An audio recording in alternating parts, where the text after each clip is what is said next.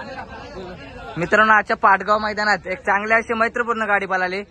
एक साईडला होता आपला सैतान आणि चिमण्या होता आणि विरुद्ध गाडी काय माहित नाही। तर नमस्कार मित्रा, नमस्कार। कुठून आलता आजच्या या पाटगाव मैदानाला? आम्ही आलोय देवगाववरून। आज आमचा नियोजन होता सैतान सोबत लढायचा। तर आम्ही तेजस टोकेला फोन केला की दादा आम्हाला बैल पाहिजे। तर दादाही आम्हाला एका शब्दावर बैल दिला की नाही तुम्हाला आम्ही बैल देतो, तुम्ही करा नियोजन कसं करायचे तसा। मग गाडी जमतच नव्हती आपली, मग आता थोडं अर्धा एक तासापूर्वी गाडी जमली ती तशीच नेली आपण खाली, तर झाली आपली गाडी आरामात। दादा नक्कीच चिमण्या पण ना चांगला असं बोलतो, ओव्हरटेकला पण गाडी शेजारी असली ना गाड्या वाढतो। काय बोलू शकतो आपल्या बैलाबद्दल? बैलाचा तुम्हाला विषय सांगतो, बैल आपला 3 ते 3.5 वर्ष बसून होता आणि आताच आपण 4 ते 5 महिने आले बैलाला काढले। तर 30 ते 35 गुलाल त्याचे झालेले त्या सीझन मध्ये। दादा नक्कीच 30 ते 35 आणि त्यांचं नियोजन पण चांगलं असं असतं। नियोजन आम्ही करतो। आधी विषय झाला, मी झालो, समीर पवार, रोहित केंबारी, सूरज केंबारी, ही सगळी बारीक बारीक मुलं करतात आम्ही।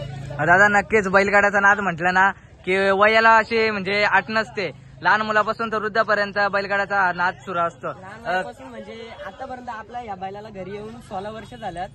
तर आमच्यासाठी लक्ष्मी आहे, सगळं काही आमच्यासाठी। आमच्या घरात कुणी असतो नसतो, पण हा आम्हाला पहिले आमच्या दाराच्या समोर लागतो। नक्कीच दादा, आपण शेतकरी आहेत, शेतकरी आज म्हटलं की आपल्याला एक नंदी आणि गाय घरामध्ये असली की खूप सुख असतं। दादा आपल्या या चिमण्या बाईला 16 वर्ष झाली, याचं म्हणजे घरी नियोजन वगैरे कसं असतं? नियोजन घरी म्हटलं की एक दिदी आमची रिया कॅम्बरी म्हणून आहे, ती बोलेल बाप्पा हे खाला घाल ते खाला घाल, एक आपा म्हणून एक ते सगळ्याचं बैलाचं बघतं, बिवायचं सगळं बघतं त्यांच्या।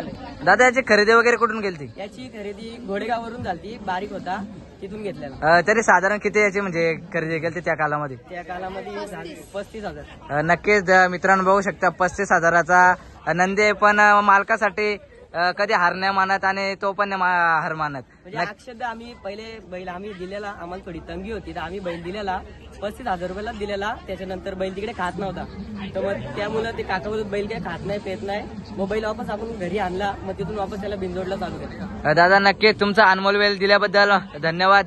नक्कीच असाच गुलाल घेत राहा पुढच्या सीझनला। धन्यवाद।